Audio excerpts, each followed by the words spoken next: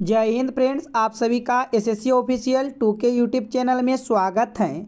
आज की क्लास में आरआरबी ग्रुप डी एनटीपीसी 2025 के एक्सपेक्टेड प्रश्न को करेंगे फ्रेंड्स।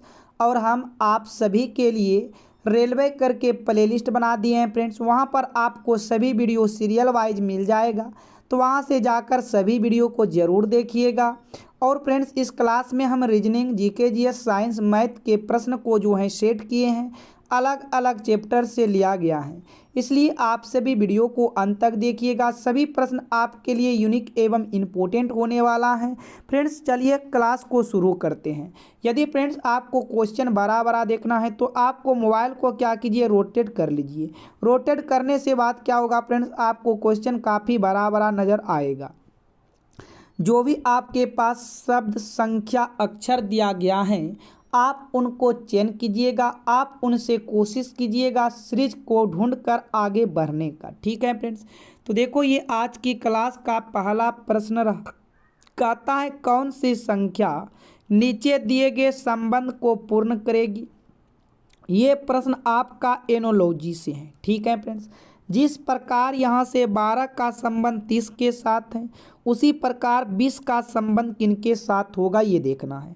देखो यदि हम 12 से 30 पर जाएंगे तो पहले हम 12 को 2 गुना करेंगे, 24 होगा। 24 में 6 को जोड़ देंगे, 30 हो जाएगा।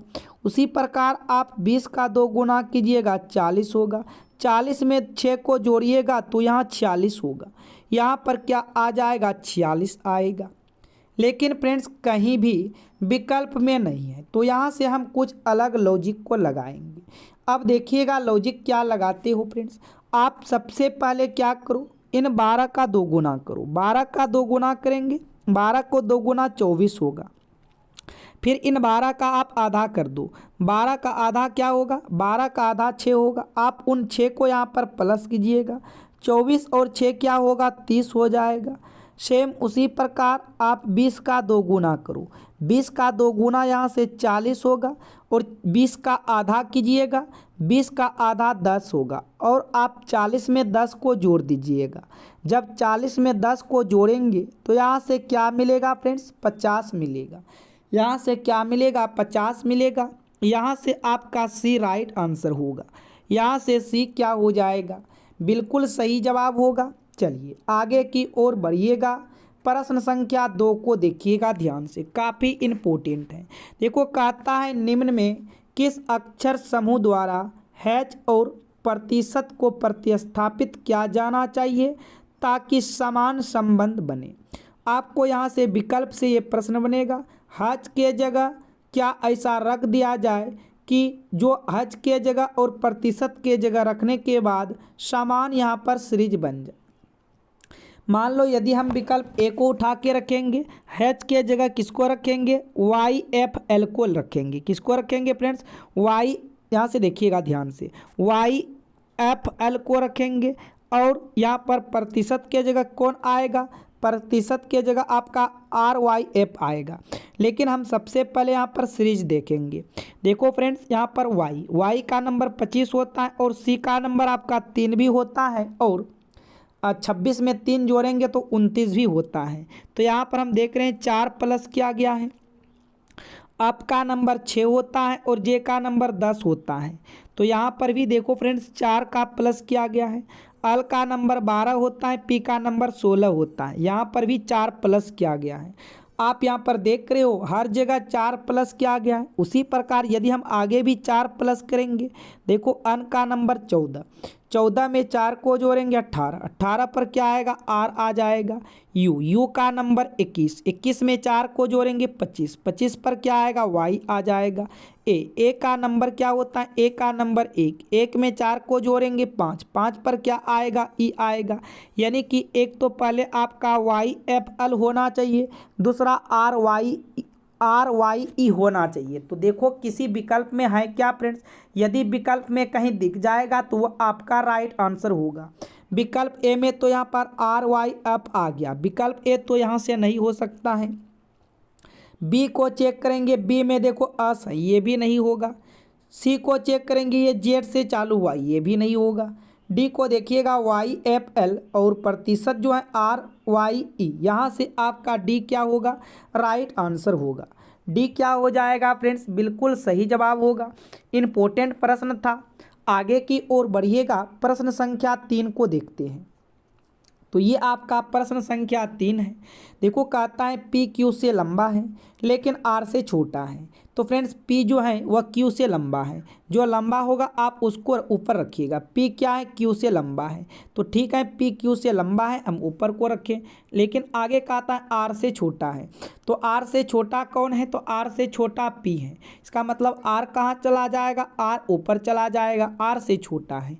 आगे कहता है T P से छोटा है, टी जो है वो पी से छोटा है।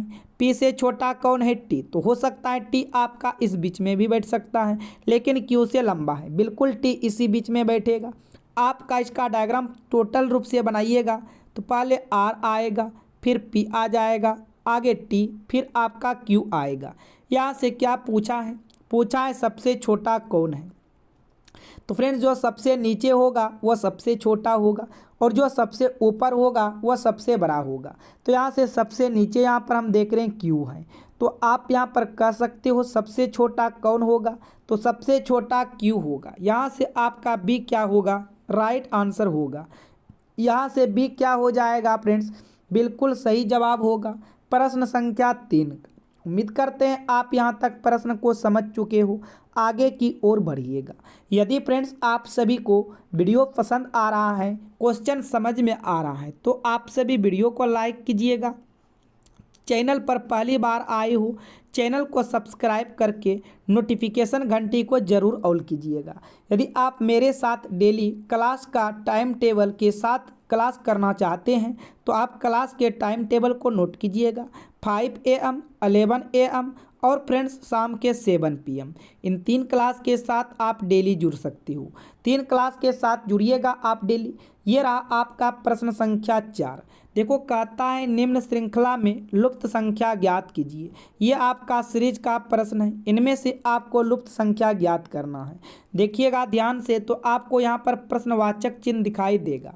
तो हम यहाँ से देखेंगे क्या सीरीज चल रहा है। तो फ्रेंड्स 3 से 6 पर जाएंगे तो यहाँ पर 3 प्लस किया गया है। फिर आगे देखिएगा 6 से 11 पर जाइएगा, यहाँ 5 प्लस किया गया। अब आगे क्या, देखो 3 2 5, आगे यदि हम 7 को जोड़ देंगे तो 11 और 7 18 हो जाएगा। आगे कितना प्लस करना होगा, 9 प्लस करना होगा। 18 और 9, यहाँ से देखो 27 बन रहा है। तो इसका राइट आंसर यहाँ से क्या आएगा, इसका राइट आंसर 18 आएगा। यहाँ से राइट आंसर क्या होगा, 18 होगा। यहाँ से देखिएगा विकल्प ए बिल्कुल राइट आंसर होगा। विकल्प ए क्या होगा फ्रेंड्स, बिल्कुल करेक्ट आंसर हो जाएगा प्रश्न संख्या 4 का। उम्मीद करते हैं आप यहाँ तक प्रश्न को समझ चुके हो। आगे की ओर बढ़िएगा, प्रश्न संख्या 5 को देखिएगा। तो ये रहा प्रश्न संख्या 5। कहता है निम्न आकृति में लुप्त संख्या ज्ञात कीजिए। यहाँ से आपको क्या करना है फ्रेंड्स, लुप्त संख्या ज्ञात करना है। जैसे आप यहाँ पर देखो, आपको लुप्त संख्या यहाँ पर नज़र आएगा। उसके बाद बड़ा नंबर देखेंगे, यहाँ पर 14 है। बड़ा नंबर यहाँ पर देखेंगे 12 है। तो इसका अर्थ होगा हम यहाँ पर 13 2 3 को क्या करें, 14 हो जाए। 9 1 4 को क्या करें, 12 हो जाए। आप इस तरह से प्रश्न को सोच सकती हो। यहाँ पर हम जोड़ेंगे 13 2 15 3 15 3 18, काफ़ी बड़ा नंबर होगा। जोड़ने से काम नहीं बनेगा। सबसे पहले आप इन क्या करो, 13 को उतार दो। 13 को हम यहाँ पर उतार दिए।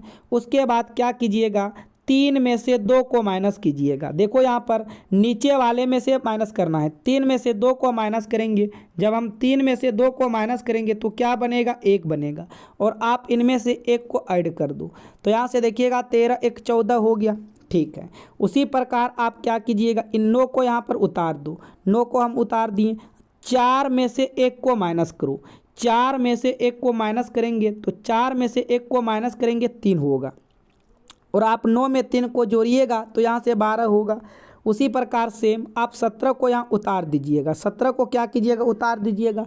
एक में से -3 करना है। देखो 3 में से 1 माइनस नहीं करना है फ्रेंड्स, 1 में से 3 को माइनस करना है। जब 1 में से 3 को माइनस करेंगे तो -2 आएगा, 1 में से 3 को माइनस करेंगे तो -2 आएगा और यहाँ पर -2 को जोड़ देंगे, 17 में से 2 चला जाएगा, यहाँ पर 15 होगा। देखो आप बाद में कमेंट नहीं कीजिएगा कि सभी में हम जोड़े हैं और यहाँ पर घटाए हैं, घटाए नहीं हैं फ्रेंड्स, यहाँ पर भी जोड़े हैं। जो संख्या यहाँ का उठा के रख रहे थे वही संख्या यहाँ पर -2 आया है, तो -2 को तो ही रखना है, तो माइनस प्लस माइनस होगा। ठीक है, तो यहाँ से आपका राइट आंसर 15 होगा। राइट आंसर क्या होगा? 15 होगा। यहाँ से आपका एक क्या होगा? बिल्कुल सही जवाब हो जाएगा। यहाँ से एक क्या हो जाएगा? बिल्कुल करेक्ट आंसर हो जाएगा। तो उम्मीद करते हैं फ्रेंड्स आप यहाँ तक प्रश्न को समझ चुके हो। चलिए आगे की ओर बढ़िएगा, देखिएगा प्रश्न संख्या अब 6 को। ये रहा प्रश्न संख्या 6। इसमें से कहता है आपको वेन डायग्राम बनाने के लिए, ठीक है, कहता है दिए गए वर्ग में कौन सही संबंध को दर्शाता है। तो देखिएगा यहाँ से व्हेल हैं, चमगादड़ हैं, स्तनपायी हैं। जो भी आपके पास शब्द दिया जाता है आप उन पर पहले विचार कीजिएगा। जैसे यहाँ से हम देखेंगे व्हेल, चमगादड़ और स्तनपायी क्या है फ्रेंड्स, आप ध्यान से यहाँ पर समझिएगा।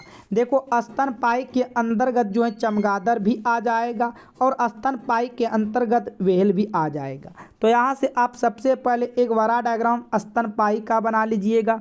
इसी के अंदर जो है चमगादड़ और व्हेल दोनों होगा, लेकिन चमगादड़ अलग है, व्हेल अलग है। ठीक है फ्रेंड्स, तो इस तरह से आपका डायग्राम होगा। तो यहाँ से आपका एक क्या होगा? राइट आंसर होगा। यहाँ से एक क्या हो जाएगा? बिल्कुल सही जवाब होगा प्रश्न संख्या 6 का। उम्मीद करते हैं आप प्रश्न को समझ गए हो। चलिए आगे की ओर बढ़िएगा, प्रश्न संख्या 7 को देखिएगा ध्यान से। देखो कहता है A, B, C, D और E 5 विद्यार्थी एक वृत्ताकार मेज के प्रीतम मेज की केंद्र की ओर मुख करके बैठा है। आपके लिए क्वेश्चन काफ़ी इंपॉर्टेंट होते हैं, इस तरह के क्वेश्चन को आप छोड़ के नहीं भाग सकते हो। तो ये कहाँ पर बैठा है? वृत्ताकार के मेज के तरफ बैठा है। अच्छा, सभी का फेस जो है फ्रेंड्स यहाँ पर देखिएगा केंद्र की तरफ है, सभी का फेस किधर है? केंद्र की तरफ है। और 5 विद्यार्थी हैं, यहाँ पर कितने विद्यार्थी हैं? 5 विद्यार्थी हैं। तो पाँचों को हम यहाँ पर बैठा देंगे। 5 विद्यार्थी हैं, पाँचों को क्या करना है? यहाँ पर बैठा देना है। पाँचों विद्यार्थी को बैठा दिए। अब यहाँ से 1 2 3 4 1 5। अब यहाँ से आप एक एक प्रश्न को हल कीजिएगा। जैसे यहाँ से कह रहा है डी ए के दाईं ओर ठीक बगल में बैठा है। तो फ्रेंड्स डी जो है वह ए के दाईं ओर बैठा है, तो ए को हम यदि यहाँ पर बैठा देंगे तो ए का दायां इधर बगल हो जाएगा। जहाँ पर भी आपको बैठाने का मन करे आप वहाँ से बैठा सकते हो। तो ए के दाईं ओर डी ठीक बगल में बैठा है। आगे पढ़िएगा, आगे कहता है सी डी, सी जो है डी या ए के ठीक बगल में नहीं बैठा है। देखो फ्रेंड्स सी जो है ना तो वह डी के बगल में बैठा है ना तो ए के बगल में बैठा है। तो ए के बगल ये होगा और डी के बगल ये होगा। जब हम इन दोनों जगह नहीं बैठेगा तो इसका मतलब अब सी आपका यहाँ पर बैठेगा। सी कहाँ पर बैठेगा फ्रेंड्स? सी ऊपर की तरफ बैठेगा। अब यहाँ पर आगे देखिएगा फिर क्या कहता है, कहता है ई सी के दाईं और ठीक बगल में है। देखो फ्रेंड्स ई जो है वह सी के ठीक दाईं और बगल में है, तो सी का दायां ये साइड हो जाएगा। तो यहाँ से कौन बैठेगा? इस जगह आपका ई बैठ जाएगा।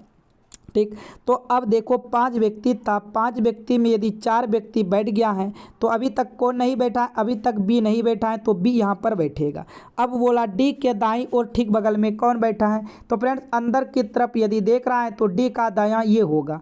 तो डी के दाईं और बगल में कौन है? तो डी के दाईं और बगल में बी बैठा है। डी के दाईं और बगल में कौन बैठा है? बी बैठा है। यहाँ से आपका बी राइट आंसर होगा। यहाँ से बी क्या हो जाएगा? बिल्कुल सही जवाब होगा। चलिए आगे की ओर बढ़िएगा, प्रश्न संख्या 8 को देखिएगा ध्यान से। यह प्रश्न आपका कथन और निष्कर्ष का है। जो भी कथन किएगा आप उन कथन को हमेशा 100% सत्य मानोगे। ठीक है फ्रेंड्स, चलिए देखो कहता है कुछ गुड़िया फूल हैं।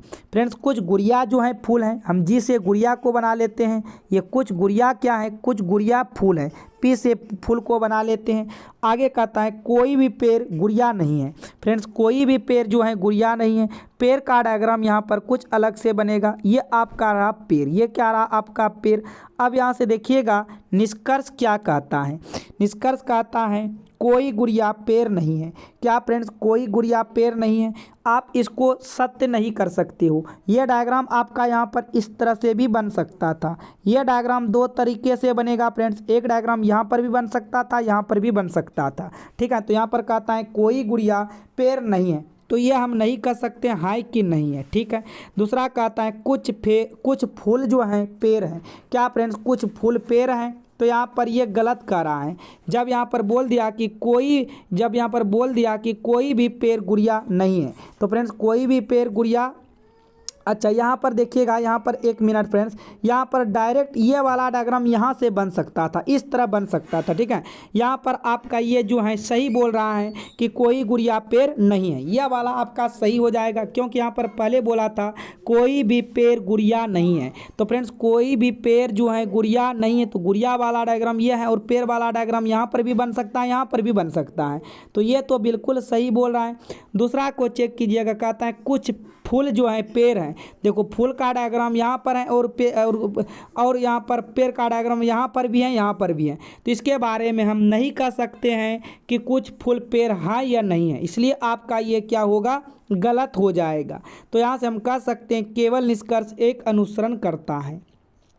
यहाँ से डी क्या होगा फ्रेंड्स, आपका राइट आंसर होगा, केवल निष्कर्ष एक अनुसरण करता है। चलिए आगे की ओर बढ़िएगा, प्रश्न संख्या 9 को देखिएगा।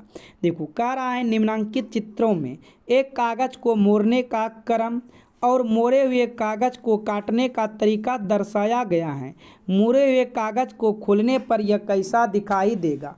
तो ध्यान से आप बात समझिएगा फ्रेंड्स। आप सबसे पहले इस तरह से आप एक इमेज बना लो, इस तरह से आप क्या करो, यहाँ पर इस तरह से आप इमेज बना लो। ठीक है, अब इसको क्या क्या गया है फ्रेंड्स, इसको यहाँ से आपको मोड़ देना है।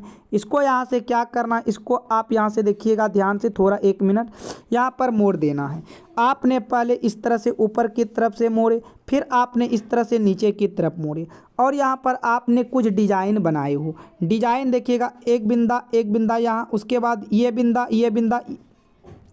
ये बिंदा आपका इस तरह से होगा, इस तरह से। ठीक है फ्रेंड्स, अब जब हम खोलेंगे तो पहले आपका ये बिंदा, उसके बाद ये बिंदा और ये बिंदा यहाँ पर हो जाएगा। फिर ऊपर की तरफ जब हम खोलेंगे तो ये बिंदा ऊपर जाएगा और यहाँ पर आपका ये बनेगा, यहाँ पर ये बनेगा, तो ये बिंदा, उसके बाद ये, फिर ये। अब इधर फिर खुलेगा तो फ्रेंड्स ये बिंदा और ये, बाकी बाद ये बिंदा आएगा। तो इस तरह से आप देखिएगा कौन सा विकल्प में है। ये जो है फ्रेंड्स, ये आपका इस तरह से गोल टाइप से दिखना चाहिए, ये जो है ना गोल टाइप से दिखना चाहिए। तो यहाँ पर आपका ए में नहीं है, बी में नहीं है, सी में नहीं है। ठीक है फ्रेंड्स, तो यहाँ पर आपका क्या होगा, डी वाले राइट आंसर होगा।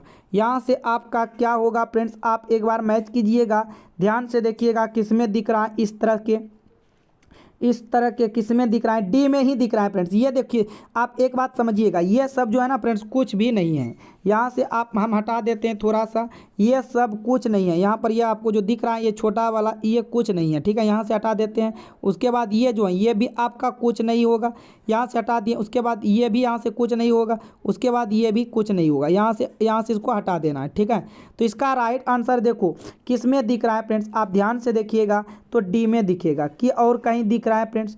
देखिएगा ध्यान से, इस तरह का कहाँ पर दिख रहा है, इस तरह और किसी में दिख रहा है क्या, नहीं, डी तो नहीं होगा फ्रेंड्स, यहाँ पर डी नहीं होगा। ये आपका हो जाएगा सी होगा, सी वाले होगा फ्रेंड्स, डी नहीं होगा। यहाँ से आपका राइट आंसर सी वाले होगा, माफ़ करना, यहाँ से आपका सी वाले राइट आंसर होगा, डी वाले नहीं होगा। ठीक है, चलिए अब आगे की ओर बढ़िएगा। देखिएगा प्रश्न संख्या 10 को, क्योंकि इसका राइट आंसर सी हो जाएगा। इस तरह का डायग्राम आपको सी में दिख रहा है, सेम डायग्राम। अगले प्रश्न की ओर चलते हैं। 10 को देखिएगा, कहता है दिए गए विकल्पों में से किन दो चिन्हों को आपस में बदलने पर निम्नलिखित समीकरण सही हो जाएगा। आपको यहाँ पर चिन्ह को बदलना है। देखो ये साइड बराबर है ना, इधर भी बराबर 4 होना चाहिए, पर कौन सा विकल्प को, यदि हम विकल्प ए को उठा के रखेंगे तो यहाँ पर प्लस के जगह बराबर, बराबर के जगह प्लस, तो इस जगह हमको बराबर रखना है और इस जगह प्लस रखना है। ये कटेगा, 2 एकम 2, 2 सत्ते के 14, यहाँ 15 में से 7 चला जाएगा, -8 हो जाएगा। ठीक है, आगे देखिएगा, ये 6 या 18, 18 4 22 होगा। देखो फ्रेंड्स, इधर -8 इधर 22 है, क्या बराबर हैं, तो नहीं है, तो ये वाले आपका यहाँ से गलत होगा। अच्छा, बी को चेक कीजिएगा, गुना के जगह प्लस, प्लस के जगह गुना को रखिएगा। तो यहाँ पर हम गुना रख देंगे और यहाँ पर प्लस रख देंगे। 2 एकम 2, 2 सत्ते के 14 हो जाएगा। ठीक है, आगे आपका ये 5 तिया के 15 होगा। अब -15 हो जाएगा और ये आपका प्लस यहाँ से 6 हो जाएगा। तो 7 और 6 यहाँ पर 13 होगा। देखो 13 में से यदि 15 को घटाएंगे तो इधर -2 आएगा और इधर 4 आएगा। तो ये भी आपका गलत होगा। यहाँ से 2 विकल्प गलत हो गया। सी को चेक कीजिएगा, माइनस के जगह प्लस रखिएगा और प्लस के जगह माइनस रखिएगा। कटाइएगा, 2 एकम 2, 2 सत्ते के 14 कट हो जाएगा। उसके बाद देखिएगा आपका यहाँ क्या होगा, ये 15 और 7 आपका जुट जाएगा क्योंकि ये बीच में प्लस है। तो 15 और 7 क्या होगा फ्रेंड्स, 22 हो जाएगा। और यहाँ पर क्या है, ये बीच में माइनस है, माइनस 6 गुना 3 कीजिएगा तो 18 होगा। बराबर में आपका पहले से 4 रखा गया है तो 4 रखिए। अब देखिएगा 22 में से 18 चला जाएगा। जब 22 में से 18 चला जाएगा तो यहाँ पर 4 होगा और यहाँ पर देख रहे हो ना 4 बराबर 4 आ गया। ठीक है फ्रेंड्स, यहाँ से आप देख रहे हो 4 बराबर 4, यहाँ से आपका सी क्या होगा, राइट आंसर हो जाएगा। सी क्या हो जाएगा फ्रेंड्स, बिल्कुल सही जवाब होगा प्रश्न संख्या 10 का। चलिए नेक्स्ट प्रश्न की ओर चलते हैं। 11 को देखिएगा ध्यान से। कहता है सीमा ने एक फोटो की ओर इशारा करते हुए मुझसे कहा, वह तुम्हारे पिता का पुत्र हैं। फोटो में मौजूद व्यक्ति का मेरे साथ क्या संबंध है। तो आप आराम से बनाइएगा। सीमा ने एक फोटो की ओर इशारा करते हुए कहा, मान लेते हैं ये सीमा है। ध्यान से देखिएगा, ये सीमा है। फोटो की ओर इशारा करते हुए मुझसे कहा, यानी कि स्वयं से कहा, वह तुम्हारे पिता यानी कि मेरे पिता। ठीक है, वह तुम्हारे पिता यानी कि खुद का पिता, खुद का पिता हुआ मेरे तुम्हारे पिता का पुत्र, यानी कि इसका जो है एक यहाँ पर क्या है, पुत्र। और वह व्यक्ति कौन है, यही फोटो वाला है। ठीक है, यही व्यक्ति कौन है फ्रेंड्स, ये व्यक्ति जो है ना फोटो वाला है। तो पूछ रहा है कि फोटो में मौजूद व्यक्ति मेरे साथ क्या संबंध है। तो फ्रेंड्स देखो, इस सीमा का भी पिता यही है और ये फोटो वाला का भी पिता यही है। तो ये दोनों आपस में भाई और बहन हुआ। तो सीमा ने इसको क्या कहेगा, तो ये तो भाई लगेगा ना। ये कौन लगेगा फ्रेंड्स, ये भाई होगा। यहाँ से आपका बी क्या होगा, राइट आंसर हो जाएगा। यहाँ से बी क्या हो जाएगा, बिल्कुल सही जवाब होगा प्रश्न संख्या 11 का। चलिए अगले प्रश्न की ओर चलिएगा। 12 को देखिएगा ध्यान से। ये भी आपका कथन और निष्कर्ष का प्रश्न है। कथन में कहता है सभी अंगूर सेब हैं। ठीक है फ्रेंड्स, जितने के जितने अंगूर हैं ऐसे अंगूर को मान लेते हैं सभी अंगूर क्या हैं, सभी अंगूर सेब हैं। आगे देखिएगा, आगे कहता है कोई सेब चीर नहीं है। ठीक है, कोई सेब जो है चीर नहीं है, तो हम इसको अलग बना लिए, कोई सेब चीर नहीं है। फिर कहता है सभी चीर शंकु हैं, जितने के जितने चीर हैं वो सारे चीर क्या हैं, शंकु है। यहाँ पर हम लिख लेते हैं हिंदी में, नहीं तो अस से मिल जाएगा। कोई चीर शंकु, अच्छा सभी चीर शंकु हैं। अब निष्कर्ष को देखिएगा क्या कहता है, कोई शंकु अंगूर नहीं है। क्या फ्रेंड्स, यहाँ पर देखो शंकु का डायग्राम ये रहा, अंगूर का डायग्राम ये रहा। तो बिल्कुल सही बोल रहा है, कोई शंकुर अंगूर नहीं है, ये सब आपस में अलग अलग हैं, बिल्कुल यहाँ सही होगा। दूसरा कहता है कोई अंगूर चीर नहीं है। देखो फ्रेंड्स, अंगूर का डायग्राम ये रहा, चीर का डायग्राम ये रहा, तो ये भी सही बोल रहा है, कोई अंगूर चीर नहीं है। तो ये भी आपका यहाँ से सही हो जाएगा। तीसरा कहता है कुछ शंकु सेब हैं। फ्रेंड्स देखो, सेब का डायग्राम यहाँ पर है और शंकु का डायग्राम यहाँ पर है। यहाँ से देखो ये दोनों में कोई कट नहीं है, जबकि यहाँ पर बोल रहा है कुछ शंकु सेब हैं। ये तो आपका गलत हो जाएगा, ये गलत बोल रहा है फ्रेंड्स। तो यहाँ से हम कह सकते हैं निष्कर्ष 1 और 2 अनुसरण करता है। क्या कहेंगे, निष्कर्ष 1 और 2 अनुसरण करता है। यहाँ से आपका बी राइट आंसर होगा। बी क्या हो जाएगा फ्रेंड्स, बिल्कुल सही जवाब होगा प्रश्न संख्या 12। चलिए अगले प्रश्न की ओर बढ़िएगा। देखिएगा 13 को ध्यान से। कहता है यदि हनी को कुछ इस प्रकार से लिखा जाता है, ग्रीन को इस प्रकार से लिखा जाता है, तो हाउस को क्या लिखा जाएगा। तो किस प्रकार से लिखा गया आप यहाँ पर पहले जानने का प्रयास कीजिएगा। HONEY को किस प्रकार लिखा गया है, इसका कोड देखो क्या दिया गया है। इसका कोड दिया गया है 23 अन और 30 दिया गया है। अब यहाँ से आप थोड़ा सा लॉजिक लगाते हो यदि, तो आपको एक चीज़ नज़र आएगा। देखिएगा अन जो है बीच में ज्यों का त्यों है, तो वह है। ठीक है फ्रेंड्स, उसके बाद यहाँ पर हम देखेंगे एच का नंबर क्या होता है? एच का नंबर 8 होता है। एच का नंबर क्या होता है? 8 होता है। ओ का नंबर 15 होता है। 15 और 8 को जोड़ेंगे तो 23 होगा। और देखो यही 23 यहाँ पर लिखा गया है। उसी प्रकार ई का नंबर 5 होता है और वाई का नंबर 25 होता है। 25 और 5 को जोड़ेंगे तो यहाँ पर देख रहे हो ना 30 लिखा गया है। तो सेम आप देख सकते हो ग्रीन में भी वही लॉजिक है क्या? जी का नंबर 7, आर का नंबर 18। देखो 18 और 7 को जोड़ेंगे 25 यहाँ पर लिखा गया है और ये ई को बीच वाले में लिख देना है।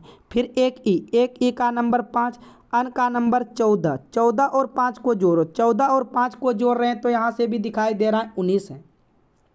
14 और 5 को जोड़ रहे हैं तो फ्रेंड्स यहाँ से क्या दिखाई दे रहा है? 19 है और वहाँ पर 19 लिखा गया है। तो सेम लॉजिक आपको अब हाउस में लगाना है। क्या करना है? सेम लॉजिक आपको HOUSE में भी लगा देना है।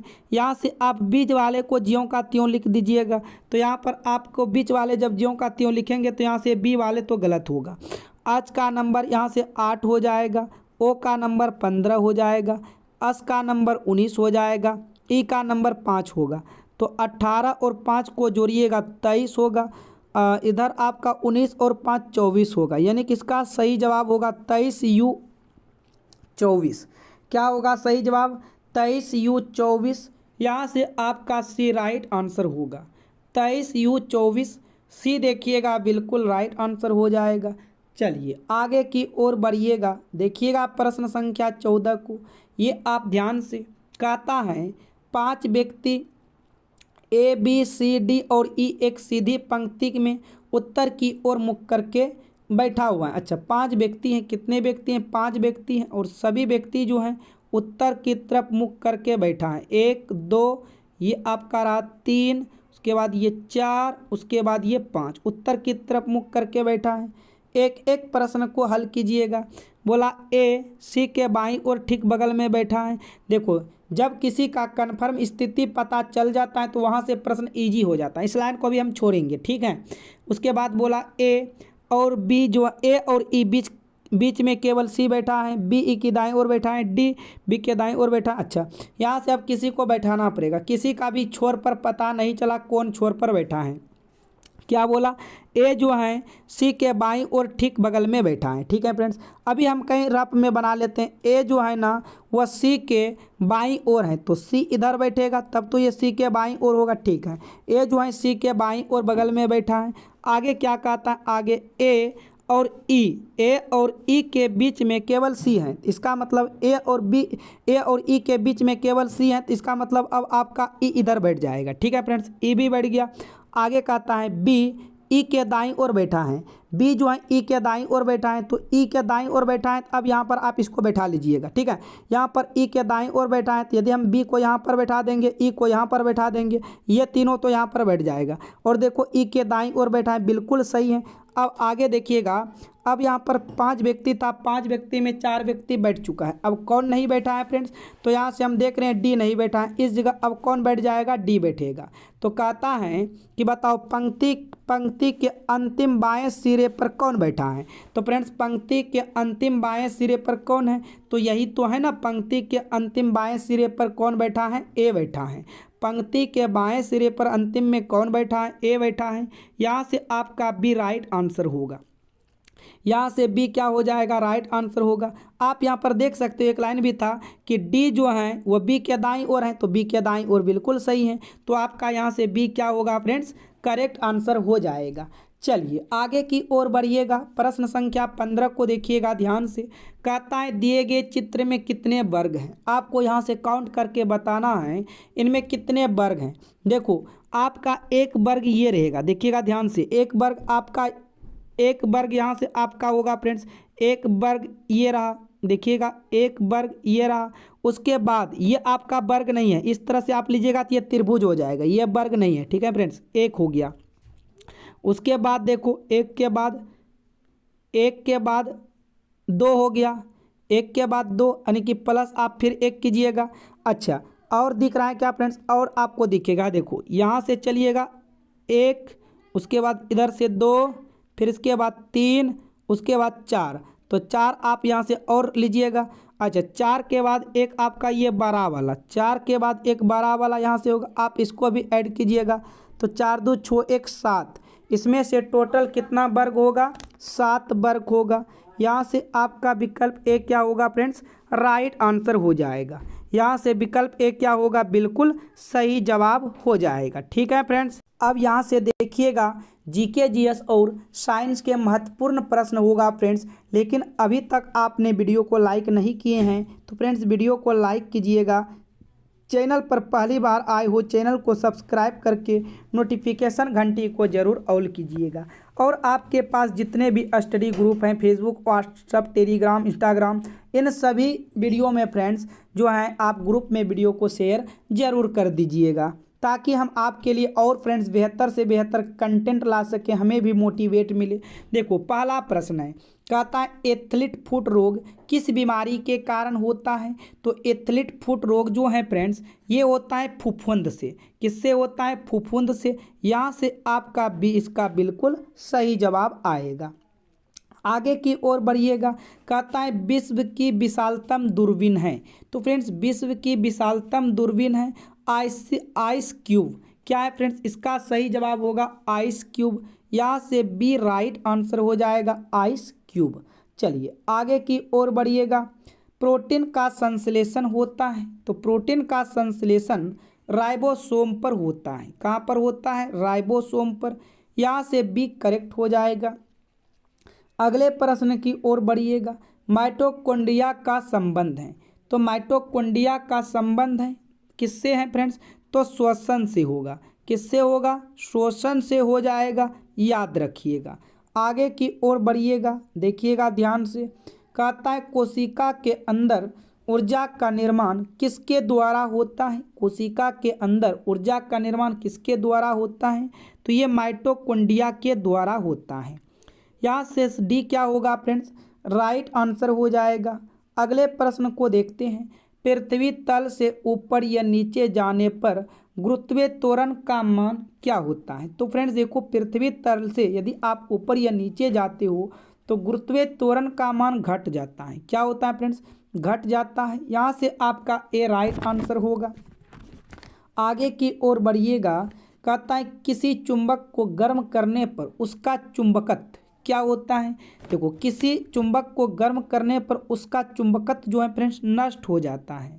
उसका चुंबकत्व क्या होता है? नष्ट हो जाता है। यहाँ से डी राइट आंसर होगा।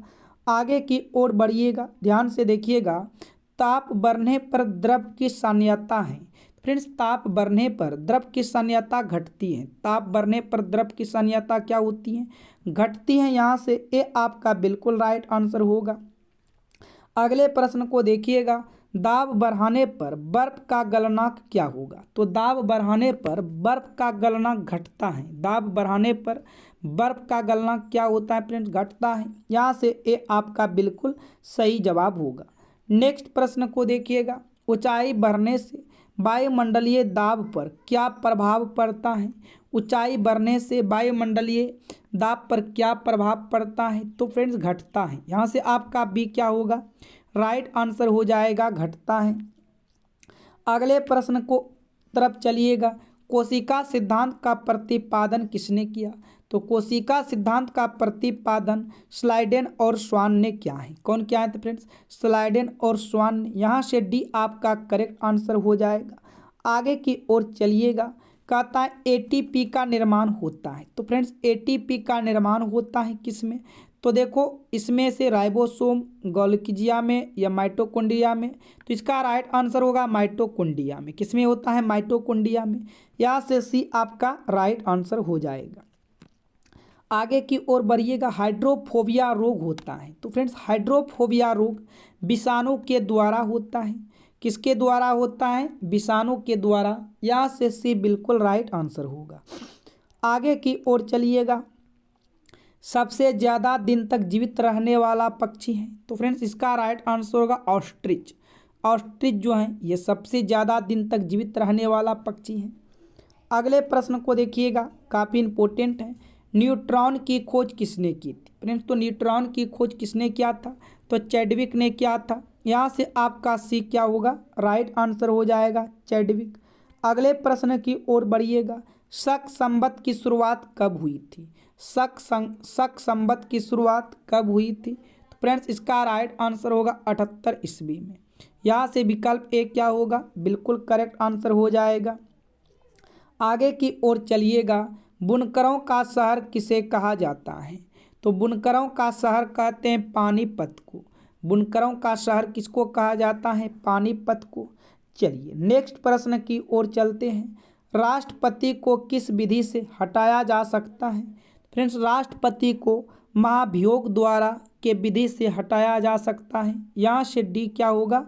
बिल्कुल राइट आंसर हो जाएगा। आगे देखिएगा। धुआंधार जलप्रपात किस नदी पर स्थित है? तो फ्रेंड्स धुआंधार जलप्रपात जो है ये नर्मदा नदी पर स्थित है। किस नदी पर स्थित है? नर्मदा नदी पर। यहाँ से एक क्या होगा? बिल्कुल राइट आंसर हो जाएगा। अगले प्रश्न को देखिएगा। करो या मरो का नारा किसने दिया है? तो फ्रेंड्स करो या मरो का नारा महात्मा गांधी ने दिया है। यहाँ से सी क्या होगा? राइट आंसर हो जाएगा। करो या मरो का नारा महात्मा गांधी ने दिया है। अगले प्रश्न को देखते हैं। दुर्गा पूजा उत्सव किस राज्य में मनाया गया है? तो फ्रेंड्स ये पश्चिम बंगाल राज्य में मनाया गया है। यहाँ से आपका एक क्या होगा? सही जवाब होगा। आगे की ओर बढ़िएगा। मौर्य साम्राज्य की स्थापना किसने की है?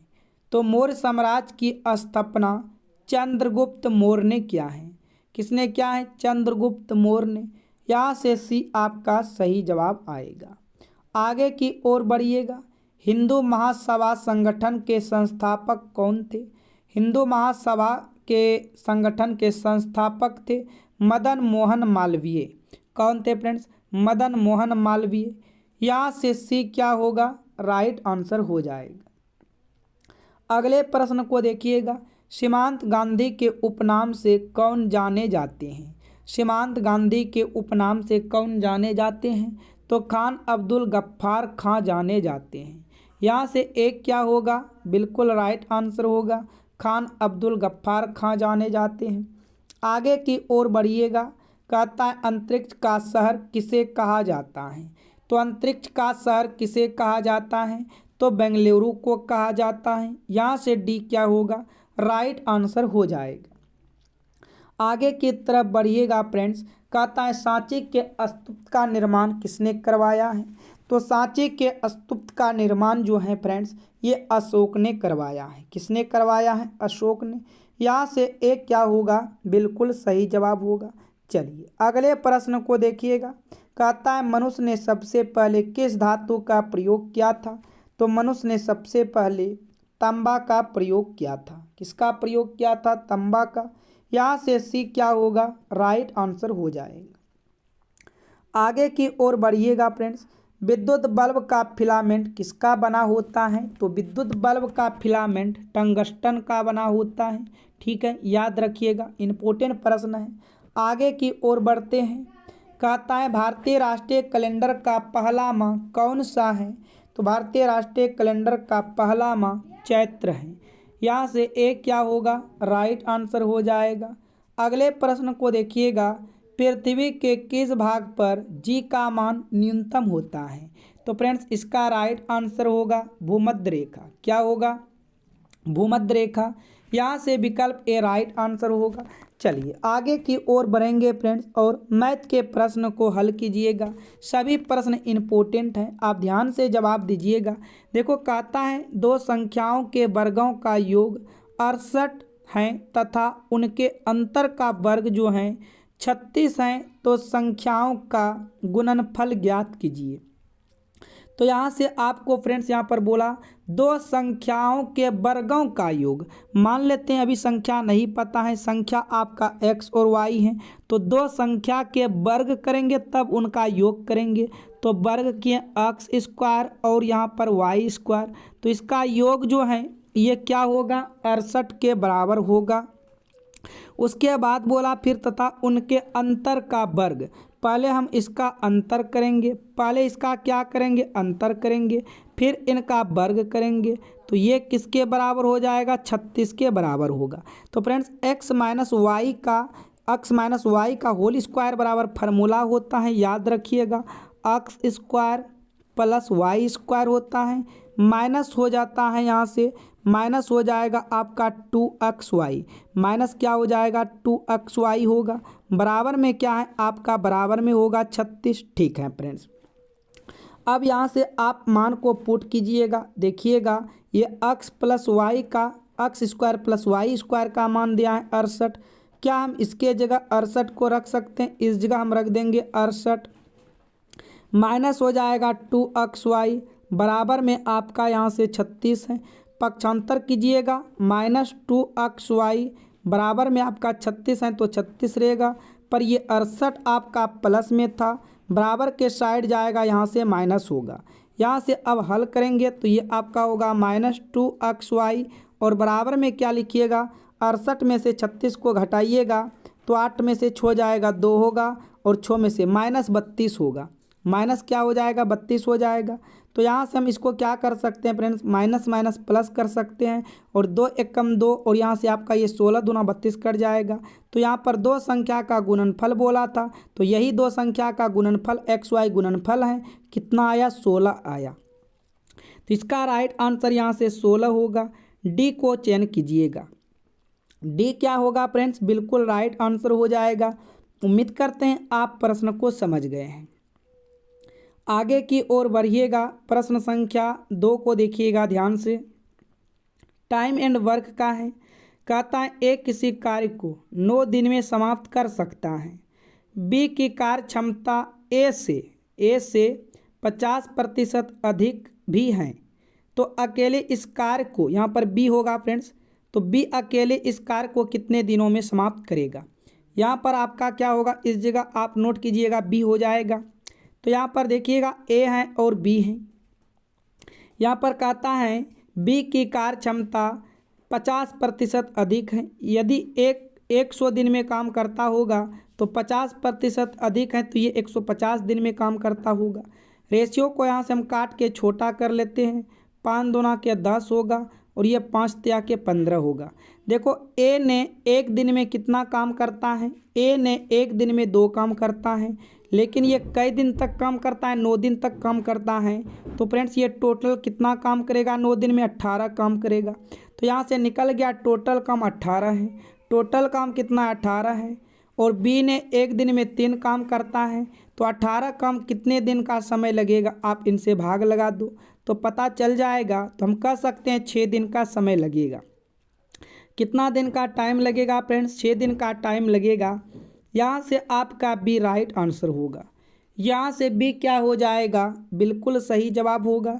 चलिए आगे की ओर अब बढ़िएगा, प्रश्न संख्या 3 को देखिएगा। ये आपका प्रश्न संख्या 3 है। देखो कहता है यदि एक घन का विकर्ण रूट अंदर 12 है तो उसका आयतन क्या होगा। यहाँ पर आयतन बताना है फ्रेंड्स। ये प्रश्न आपको हम होमवर्क के रूप में दे रहा हूँ फ्रेंड्स, आप सभी बताइएगा इसका सही जवाब क्या होगा।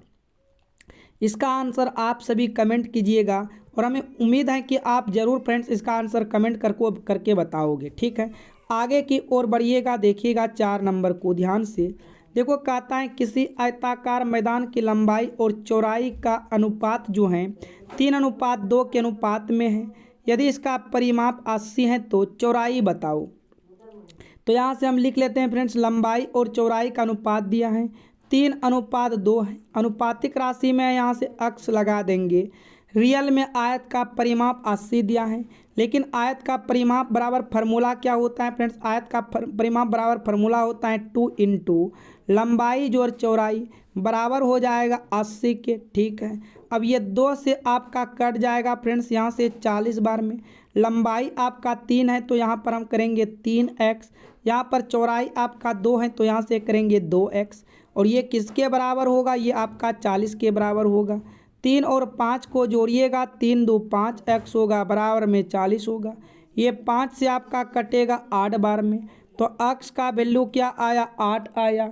तो यहाँ से आप कह सकते हो ये 8 तिया के 24 हो जाएगा, और इसको आप कह सकते हो कि 8 दूना के ये 16 हो जाएगा। ठीक है फ्रेंड्स, तो हम यहाँ से कह सकते हैं फ्रेंड्स, यहाँ से पूछा है चौड़ाई, तो चौड़ाई देखो कितना आया 16, यहाँ से आपका सी क्या होगा, बिल्कुल राइट आंसर हो जाएगा।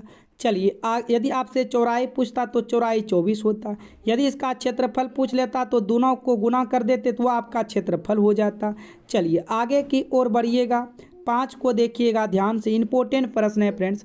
कहता है किसी संख्या को 11 से गुना करके गुणनफल को फिर 11 में जोड़ने पर प्राप्त संख्या को 13 से पूर्णतः विभक्त होती हैं तो प्रारंभिक संख्या बताना है। तो फ्रेंड्स इस प्रश्न को आप चाहो तो गो थ्रू ऑप्शन से बना सकते हो। यदि हम विकल्प सी को उठाते हैं, मान लेते हैं वह संख्या जो है 12 है, क्या करेंगे, पहले बोला वह संख्या में 11 से गुना करना, तो हम 12 में क्या करेंगे, 11 से गुना कर देंगे। गुना करने के बाद फिर 11 को जोड़ देंगे। गुना करने के बाद कितना करेंगे, 12 गुना 11 132 होगा। 132 में क्या करेंगे, 11 को जोड़ देंगे और फिर जो संख्या आता है आप उनको 13 से भाग दे दो। तो क्या इसमें भाग पूरा पूरा लग रहा है फ्रेंड्स, ये हो जाएगा 143 और देखेंगे 13 43, ये पूरा पूरा कट रहा है। तो यही आपका राइट आंसर होगा। बाकी बात कोई संख्या पूरा पूरा 13 से विभाजित नहीं होगा। इसका राइट आंसर क्या होगा फ्रेंड्स, सी राइट आंसर हो जाएगा। तो फ्रेंड्स हम उम्मीद करते हैं आप सभी प्रश्न को समझ चुके हो। यदि आप सभी को प्रश्न समझ में आया है, आप सभी वीडियो को लाइक कीजिएगा। चैनल पर पहली बार आए हो चैनल को सब्सक्राइब करके नोटिफिकेशन घंटी को जरूर ऑल कीजिएगा। तो फिर मिलते हैं हम फ्रेंड्स नेक्स्ट वीडियो में। आज के लिए इतना ही। Thank you, all the best.